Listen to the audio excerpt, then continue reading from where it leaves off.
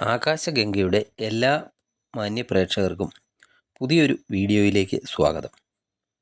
2025 April മാസം ഇടവക്കൂറിൽ വരുന്ന കാർത്തികയുടെ അവസാനത്തെ മുക്കാൽ ഭാഗം, രോഹിണി, മകയിരത്തിൻ്റെ ആദ്യത്തെ പകുതി ഭാഗം വരുന്ന നക്ഷത്രക്കാർക്ക് എന്തൊക്കെ ഗുണദോഷ ഫലങ്ങളാണ് ഉണ്ടാകുക എന്ന് നോക്കാം. ഇടവക്കൂറുകാർക്ക് ഏപ്രിൽ മാസത്തിൻ്റെ പ്രത്യേകത എന്താണെന്ന് വെച്ചാൽ, കഴിഞ്ഞ 2.5 വർഷമായി ശനി നിങ്ങളുടെ കർമ്മസ്ഥാനത്തെ കർമ്മശനിയായി നിലകൊള്ളുകയായിരുന്നു. ആ ശനി രാശി മാറിയതിന് ശേഷമുള്ള ആദ്യത്തെ മാസമാണ് നിങ്ങൾക്ക് ഏപ്രിൽ മാസം. ഇനി വരുന്ന 2.5 വർഷക്കാലത്തോളം നിങ്ങൾക്ക് ശനിയെക്കൊണ്ട് യാതൊരുവിധ ദോഷങ്ങളും ഉണ്ടായിരിക്കുന്നതും അല്ല. ആദ്യം ഏപ്രിൽ മാസത്തിൽ നിങ്ങളുടെ ആരോഗ്യസ്ഥിതി എങ്ങനെയുണ്ട് എന്ന് നോക്കാം. യാത്രകളിലൊക്കെ ജങ്ക് ഫുഡിൻ്റെയൊക്കെ ഉപയോഗം ഉണ്ടാകാൻ സാധ്യതയുണ്ട്. അതൊക്കെ അല്പം നിയന്ത്രിക്കണം. ഭക്ഷണം വഴി വയറു സംബന്ധമായി ചെറിയ പ്രശ്നങ്ങളൊക്കെ ഉണ്ടാകാനും സാധ്യതയുണ്ട്. മാനസികമായുള്ള ടെൻഷന്, സ്ട്രെസ്സ് എന്നിവ പരമാവധി ഒഴിവാക്കാനും ശ്രദ്ധിക്കേണ്ടതാണ്. അല്ലാതെ വലിയ ആരോഗ്യ പ്രശ്നങ്ങളൊന്നും ഏപ്രിൽ മാസത്തിൽ നിങ്ങൾക്ക് ഉണ്ടാകുന്നതും അല്ല. ഇനി നിങ്ങളുടെ തൊഴിലിനെ കുറിച്ചൊക്കെ ചിന്തിച്ചാൽ, ഇത്ര നാളും നിങ്ങൾക്ക് തൊഴിൽപരമായിട്ട് ബുദ്ധിമുട്ടുകളൊക്കെ ഉണ്ടായിരുന്ന സമയമാണ്. ആ ബുദ്ധിമുട്ടുകൾക്കൊക്കെ ഏപ്രിൽ മാസം മുതൽ കുറവ് ഉണ്ടാകുന്നതാണ്. തൊഴിൽ പുരോഗതി ഉണ്ടാകുന്നതും തൊഴിലിൽ നിന്നുള്ള വരുമാനമൊക്കെ വർദ്ധിക്കുന്നതുമാണ്. തൊഴിൽ സ്ഥലത്തൊക്കെ സ്ഥാനക്കയറ്റം, അതുപോലെ ആഗ്രഹിക്കുന്ന സ്ഥലത്തേക്കൊക്കെ സ്ഥലം മാറ്റം ഒക്കെ പ്രതീക്ഷിക്കാം. മേലധികാരിയുമായോ അല്ലെങ്കിൽ തൊഴിൽ ദാതാവുമായോ ഒക്കെ നിങ്ങൾക്ക് നല്ലൊരു ബന്ധവും അവർ നിങ്ങൾക്കൊക്കെ അനുകൂലമായിട്ട് നിൽക്കുന്നതുമാണ് ഈ സമയത്ത്. കൂടെ ജോലി ചെയ്യുന്നവരുമായിട്ടൊക്കെ എന്തെങ്കിലും പ്രശ്നങ്ങളൊക്കെ നേരത്തെ മുതലൊക്കെ ഉണ്ടായിരുന്നെങ്കിൽ ആ പ്രശ്നങ്ങൾക്കൊക്കെ ഒരു പരിഹാരമൊക്കെ ഈ ഏപ്രിൽ മാസത്തിൽ ഉണ്ടാകുന്നതാണ്.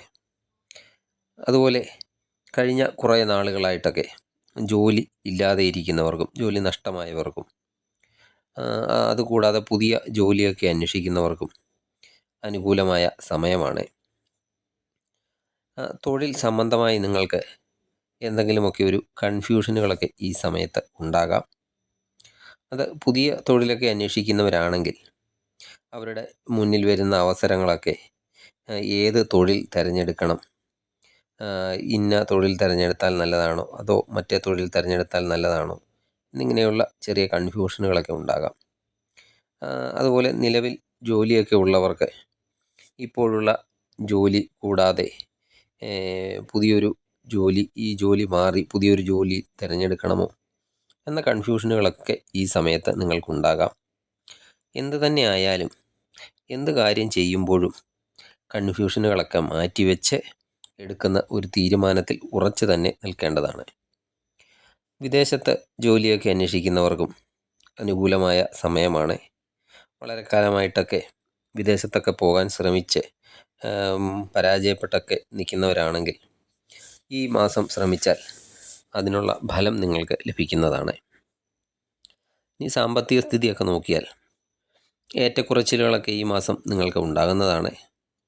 മാസത്തിൻ്റെ ഒരു പകുതിക്കൊക്കെ ശേഷമായിരിക്കും സാമ്പത്തികമായിട്ടുള്ള കൂടുതൽ നേട്ടങ്ങളൊക്കെ ഉണ്ടാകുക. ജോലിയിൽ നിന്നൊക്കെയുള്ള വരുമാനങ്ങളൊക്കെ മുടങ്ങാതെ ലഭിക്കുന്നതായിരിക്കും. ദിവസ വരുമാനത്തിലൊക്കെ വർധനവ്, അതുപോലെ ദിവസ വരുമാനത്തിലൊക്കെ ജോലി ചെയ്യുന്നവർക്ക് കൂടുതൽ നേട്ടങ്ങളൊക്കെ ഉണ്ടാകുന്നതാണ്. അതൊരു 15-ാം തീയതിക്ക് ശേഷമായിരിക്കും കൂടുതൽ നേട്ടങ്ങൾ നിങ്ങൾക്ക് സാമ്പത്തികമായിട്ട് ഉണ്ടാകുക. വിദ്യാർത്ഥികളുടെ കാര്യം നോക്കിയാൽ കഴിഞ്ഞ കുറച്ച് നാളുകളായിട്ട് മാനസികമായിട്ട് നിങ്ങൾക്ക് കൺഫ്യൂഷനുകളൊക്കെ ഉണ്ടായിക്കൊണ്ടിരിക്കുന്ന സമയമാണ്. ഏപ്രിൽ മാസവും നിങ്ങൾക്ക് ഏറെക്കുറെ അങ്ങനെയൊക്കെ തന്നെ ആയിരിക്കും. ഈ അവസ്ഥ ഏകദേശം ഒരു മെയ് 18-ാം തീയതി വരെയൊക്കെ ഇങ്ങനെ തന്നെ പോകുന്നതാണ്. ചെയ്യുന്ന കാര്യത്തിൽ ഉറച്ചു നിൽക്കുക എന്നത് തന്നെയാണ് അതിനുള്ള ഒരു പരിഹാര മാർഗം. ഇപ്പോൾ എക്സാമൊക്കെ നടക്കുന്നവരാണെങ്കിൽ പഠനത്തിലൊക്കെയുള്ള ശ്രദ്ധ അല്പം കൂട്ടേണ്ടതാണ്. ഏപ്രിൽ മാസത്തിൻ്റെ ഒരു പകുതിക്ക് ശേഷം പഠന പുരോഗതിയൊക്കെ ഉണ്ടാകുന്നതും എക്സാമൊക്കെ ഉള്ളവരാണെങ്കിൽ അവർക്ക് നല്ലൊരു പ്രകടനമൊക്കെ എക്സാമിൽ കാഴ്ചവെക്കാൻ സാധിക്കുന്നതുമാണ്. ലവ് റിലേഷനൊക്കെ ഉള്ളവർക്ക് ഈ മാസം കഴിഞ്ഞ മാസത്തേക്ക് അപേക്ഷിച്ച് നിങ്ങൾ തമ്മിലുള്ള ബന്ധങ്ങളിലൊക്കെ കൂടുതൽ ബോണ്ടിങ് ഒക്കെ ഉണ്ടാകുന്നതാണ്. നിങ്ങളുടെയൊക്കെ ഇടയിൽ കുറച്ച് നാളായി ഒരു കാരണവുമില്ലാതെ എന്തെങ്കിലും ആർഗ്യുമെൻറ്റുകളൊക്കെ നടക്കുന്നുണ്ടായിരിക്കാം. എന്നാൽ ഈ മാസം എന്ത് ആർഗ്യുമെൻറ്റുകൾ ഉണ്ടായാലും നിങ്ങളുടെ ബന്ധത്തിലുള്ള ആ ഒരു ബോണ്ടിങ് കുറയുന്നതല്ല. ഇനി ദാമ്പത്തിക ബന്ധം നോക്കിയാൽ ഏപ്രിൽ ഒരു 5-ാം തീയതിക്കൊക്കെ ശേഷം നിങ്ങളുടെ പാർട്ട്ണർക്ക് ചെറിയ ചെറിയ യാത്രകളൊക്കെ ഉണ്ടാകുന്നതാണ്. അതുപോലെ 5-ാം തീയതിക്കൊക്കെ ശേഷം അല്പം തിരക്കുകളും പാർട്ട്ണർക്ക് വർദ്ധിക്കുന്നതാണ്. അവരുടെ മൂഡൊക്കെ കുറച്ച് അപ്പ് ആൻഡ് ഡൗൺ ആയിട്ടൊക്കെ ഇരിക്കും. ഏപ്രിൽ 22-ാം തീയതി വരെയൊക്കെ അങ്ങനെ തന്നെ മൂഡൊക്കെ കുറച്ച് അപ്പ് ആൻഡ് ഡൗൺ ആയിട്ടൊക്കെ തന്നെ ഇരിക്കുന്നതായിരിക്കും.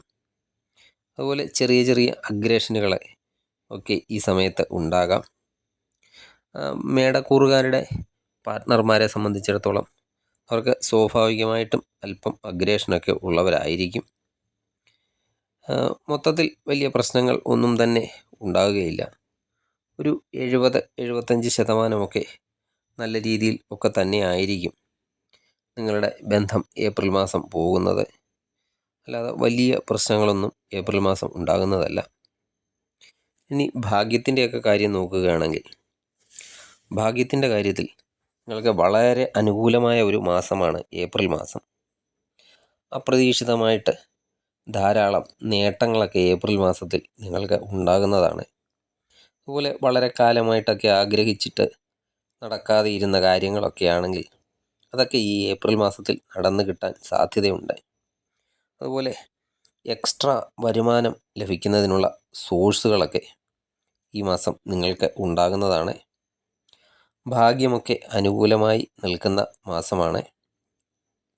ഭാഗ്യമൊക്കെ അനുകൂലമായി നിൽക്കുന്നിടത്തോളം ഇടവക്കൂറുകാരെ സംബന്ധിച്ചിടത്തോളം ഏപ്രിൽ മാസം വളരെയധികം ഗുണകരം എന്ന് തന്നെ പറയാം.